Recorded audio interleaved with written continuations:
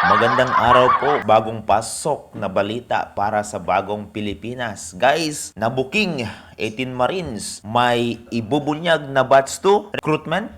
Basahin po natin ang sabi ni Attorney Jess Falses. Billionario News Channel reports that Attorney Levy Baligon tried to recruit and bribe former security personnel of Saldico to be the second batch after the 18 Marines. Not just one, not two, but 25 ang nagsabi. Guys, tama naman po si Trillanes. Sabi po ni Trillanes dito po sa comment section na sabi din po ni sabi po ni Attorney Jess sa kanyang comment section, tama po yung sinabi ni Trillanes na bayad ang mga 18 Maleta Boys. At number 2, destabilization plot ng mga DDS eto. At number 3, madami pang babaligtad or lalantad para patotohanan na bayad ang 18 Maleta Boys. At destabilization plot ng mga DDS ang ginagawa nila. Grabe talaga si Senator Trillanes. Totoo yung mga pinagsasabi niya at ngayon, eto na. Bakit mahalaga ang 25 affidavits? Ayon po sa Inquirer, may 25 dating aide na nagsumiti umano ng affidavits of denial at non-participation. Hindi ito automatic na final proof, pero hindi rin pruwebang i-dismiss na parang random Facebook comment. Maraming affidavit ang dapat suriin.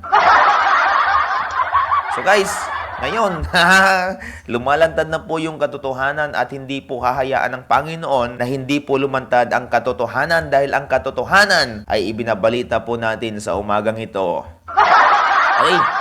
May aligasyon po ng financial inducement. Ayon sa ulat, may ilang aid na nagsasabing hinikayat umano silang sumali sa grupo kapalit ng financial benefit. Nako.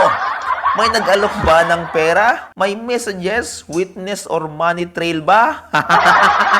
Aligasyon ito. Kaya, ebidensya po ang kailangan. Okay, pangatlo, may sinasabing batch 2. Naku. Ayon sa isang iniulat na affidavit claim, may panibagong batch umano ng witness na dinala sa isang hotel para pumirma sa nakahandang affidavit.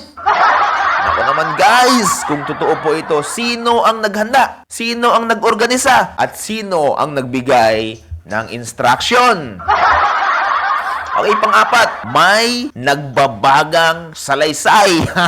May ilang miyembro po ng 18-person group na nabanggit ng mga taong kasama raw sa cash deliveries. Pero ang ilan sa mga pinangalanan ay nag-deny sa ilalim po ng panunumpa. Kasama sila versus wala kaming alam nasaan ang independent proof. Okay, pang-lima, hindi magic word ang affidavit. Mahalaga ang affidavit pero kailangan pa ring suriin ang pinagmulan, consistency, personal knowledge at posibleng pressure or inducement. Sino ang naghanda? Sino ang nag-review? May kapalit ba? Okay, pangalan dito, hindi sapat ang mas marami kami. So, ito yung inaano nila na padami ng padami yung lalabas yung batch 2. Pero sabi dito, hindi po sapat na mas marami kami. Ang dami ng pumirma ay hindi automatic na katotohanan. Pero hindi rin pwedeng baliwalain ang 25 affidavits dahil hindi tugma sa isang narrative. Dokumento at consistency ang nagpapalakas po sa claims. Ibig sabihin, ebidensya. Pangpito, may formal legal process na. Iniulat po ng DOJ at PhilStar ang mga kasong inaprobahang ihain kaugnay ng joint affidavit at mga pahayag ng 18 alleged former bodyguards. Pero tandaan, legal process pa lamang po ito at hindi pa pinal na conviction.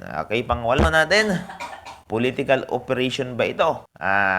Ito, aligasyon pa lang po ito. Hindi pa napatunayang fact. Pero dapat imbestigahan itong recantation, 25 affidavits, aligasyon ng mga financial inducement, but to claim na magkasalungat na testimonya. Kung may recruitment o bribery, ilabas ang money trail. Kung wala, patunayan ding wala. Guys, ito po yung nagbabagang balita para po sa bagong Pilipinas, bagong pasok na balita at bagong Jimson Contrilon vlog nag-uulat po sa inyo. God bless you at patuloy lang po tayong nakasubaybay sa ating programa, Jimson Contrilon Vlog. Nagsasabi ng katotohanan, nagdidibang sa mga DDS na walang...